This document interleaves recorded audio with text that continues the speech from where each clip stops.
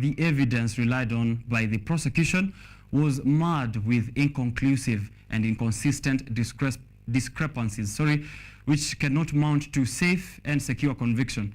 Dyer was charged with 5 counts of stealing 5 children, all aged below 14 years, between 2002 and 2004 at Mountain View Estate in Nairobi. The televangelist has noted that although he is happy of his freedom and to be able to go back to his ministry, this image has already been tainted.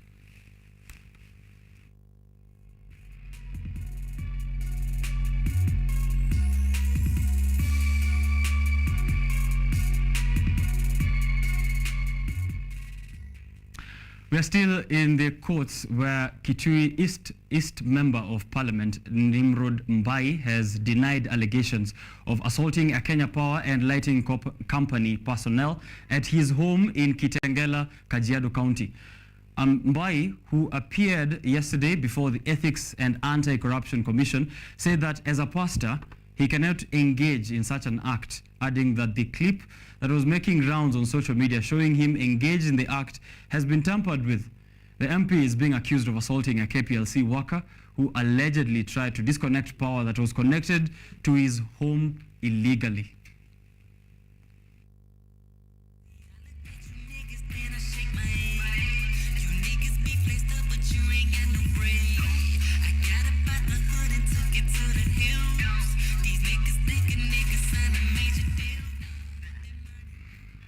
All right, now, in appointments, Mary Wanyonyi Chebukati has been officially sworn in as the chairperson of the Commission of Revenue Allocation in an event that was held at the Supreme Court yesterday, presided over by Chief Justice Martha Koome. Wanyonyi now becomes the 3rd chair of the commission, taking over from Dr. Jane Kiringai, whose term came to an end earlier this year. President William Ruto nominated Mary Chebukati to the position in May 2023. Former Independent Electoral and Boundaries Commission IEBC chairperson Wafula Chebukati is among those who congratulated her for her new appointment, saying her dedication and expertise will undoubtedly contribute to the mandate of the CRA and prosperity of all Kenyans.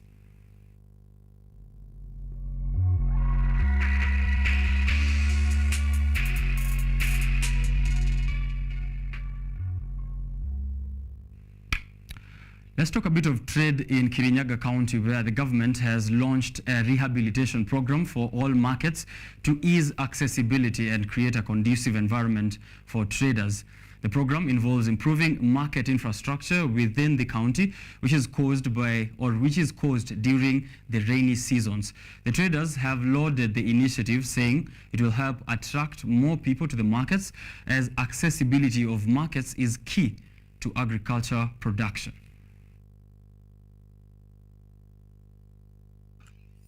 Markets Rehabilitation Program launched by Kirinyaga County Government that will involve grading, marraming of access roads and grounds, and improving of drainage system across all markets in the county, intends to utilize new technology to enhance durability of rural access roads and market grounds across the county. According to County Executive Committee member for Cooperative Development, Trade, Marketing, Tourism, Industrialization and Enterprise Development, Calbert Njeru, the grounds become soggy during rainy season because of heavy traffic. During this rainy season, we've seen that our traders are really suffering, especially those who do the small trading or our biashara za kuweka huko chini. And we are committed to see that all the grounds, or maybe all our trading areas in our county are well conditioned to see that our traders make the best out of their business. Kiine Ward member of the County Assembly, Geoffrey Murimi, lamented that local leaders will continue to work closely with the executive to ensure smooth implementation of projects. Mambo tunafanya tukishikiana na gavana wetu ambaye baada ya kupeleka kilio cha watu wangu ameasikia, na ndio kwamba unaona leo tumekuja na tinga, na bado kuna malori yako nyuma ya kuja kuaddress hiyo shida, na ndio watu wetu waweze kufanya biashara kwa njia rahisi ambapo inafaa. However, traders represented by Kagio Market Secretary Mary Nyawira have appreciated the ongoing initiative by Kirinyaga County Government to build more markets for traders, urging other traders to meet the obligation of paying necessary trading fees to the county government. Tumefurahi sana juu tulikuwa tunasumbuka sana kama wale watu wanaweka biashara zao chini. Sasa kulikuwa na matope, mvua ikinyesha, kwa hivyo biashara haikuwa mzuri. Lakini kwa saa hii juu CS wamekuja na MCA wetu na wametuahidi mpaka malakita yako hapa tutengenezewe soko na iwe safi. Sasa tumefurahi sana juu tutakuwa na good environment ya kufanya kazi na sisi tutoe kondi vizuri.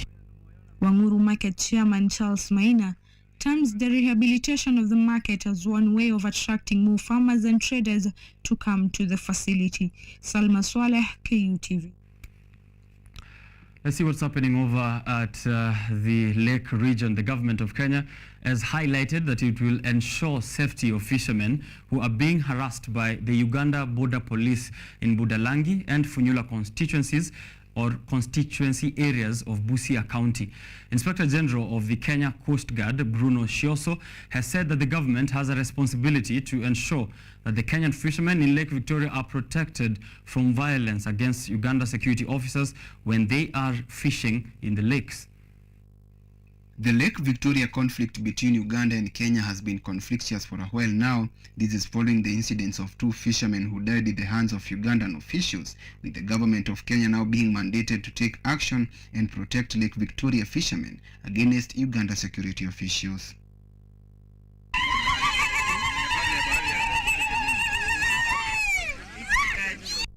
As one way to stopping the conflicts, the Kenya Coast Guard Water Resource Protection Unit has started providing lessons to Lake Victoria fishermen that include training on the importance of law that come in hand with border restrictions.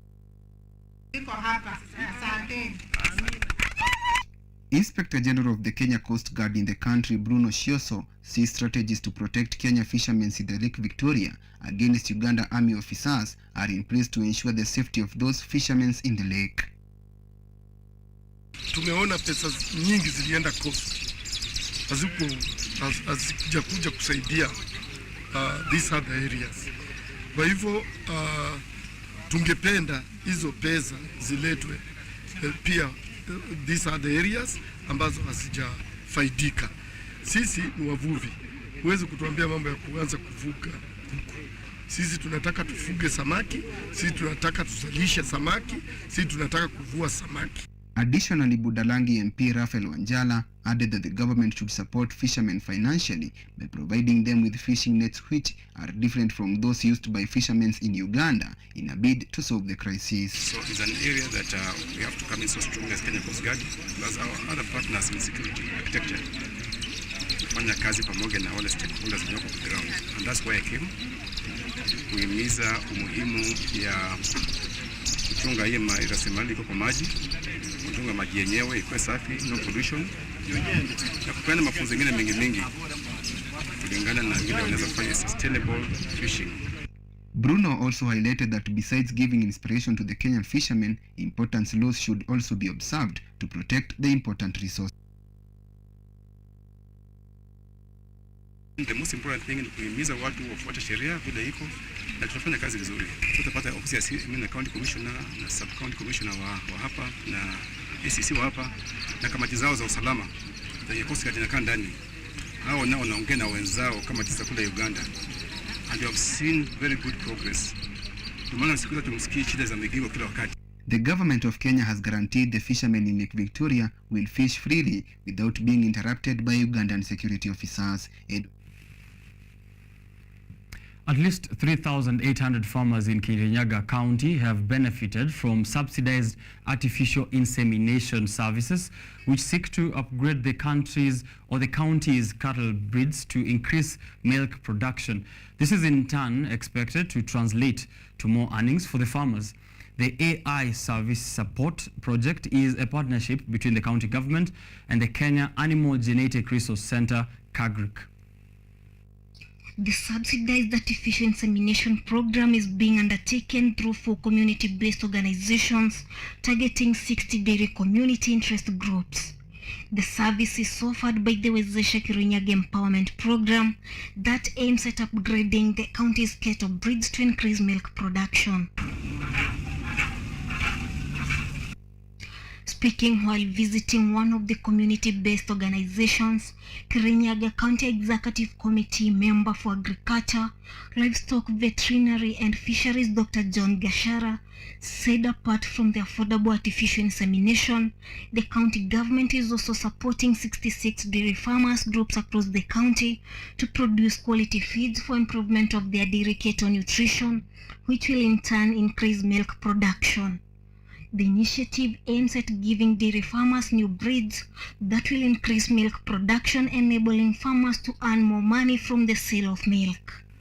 And with the support of KAGRIC, we have been able to establish community-based AI services, which is able to reduce the cost of AI and improve the quality of the breeds that they are able to make. So through this program, we hope to improve the milk productivity and improve the productivity of the dairy farming. Titus Gatua, who is a beneficiary, believes that this project provides some relief from the expensive artificial insemination services.